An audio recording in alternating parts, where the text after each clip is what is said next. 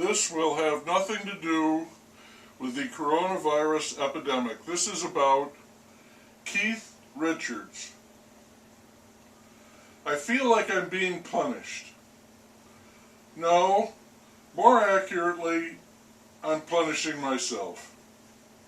For some reason, I'm reading books about musicians. Why I am doing this, I don't know. Musicians are odd ducks. The latest in this puzzling series is Life by Keith Richards, along with a ghostwriter. I don't read books with co-authors, but here I am doing just that. So we have a ghost author in a book about a musician. Why? I don't know. The title of the book is Life. Not a life or my life, just life. And at about 550 pages, it's long enough to encompass even so vast a subject.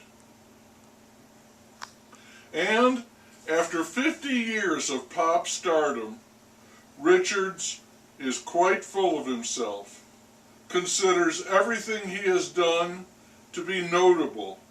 So that's how you wind up with that kind of length.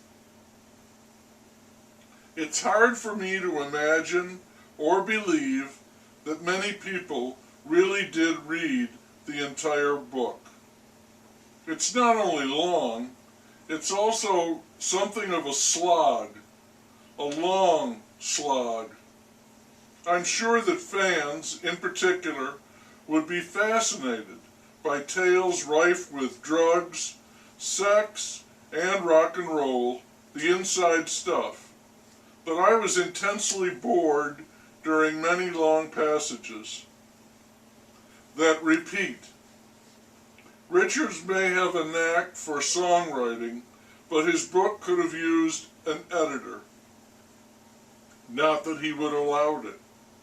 Keith is the boss of Keith's world. Richards goes on and on about his heroin habit, his daily requirement for the drug, the constant hassle of hiding his stash from the cops, the procurement problems, and after many long doses of this narrative, I only wanted to stop to get free. It's just not that interesting to me. He references Bill Burroughs several times, and I know there is, for some, a mystical aura around junkies. I feel pity for them. I think people who are addicted are slaves.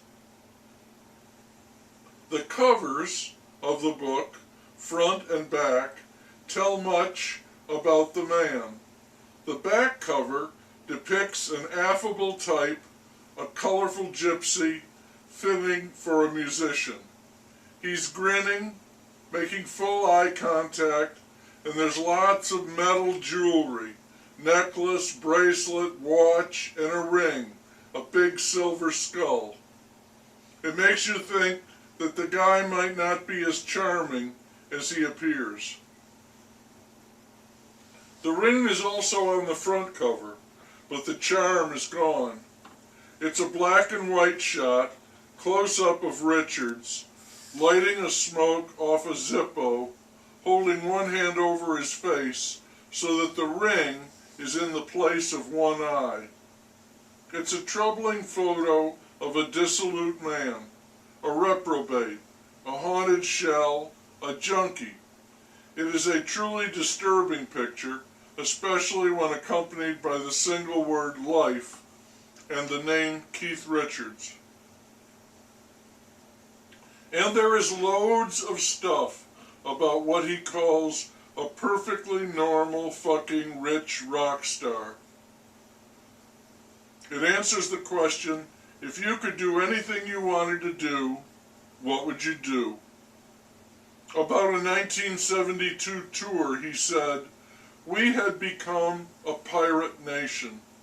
that silver ring, moving on a huge scale under our own flag, with lawyers, clowns, and attendants.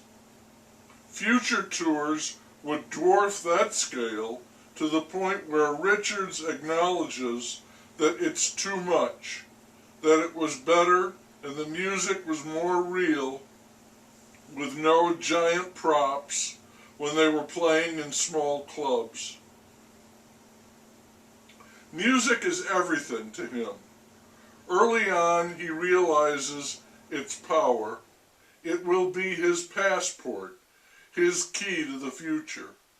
Music casts a spell on people. A musician is something of a magic man. Mojo, a little Malagueña riff, and you're in. He knows this, and he's at his best when he's talking about music, songwriting, what it takes to be in a band, and how it feels to send your sound and your message to thousands of people, slinging that hash live all at once, what is involved in the act of recording.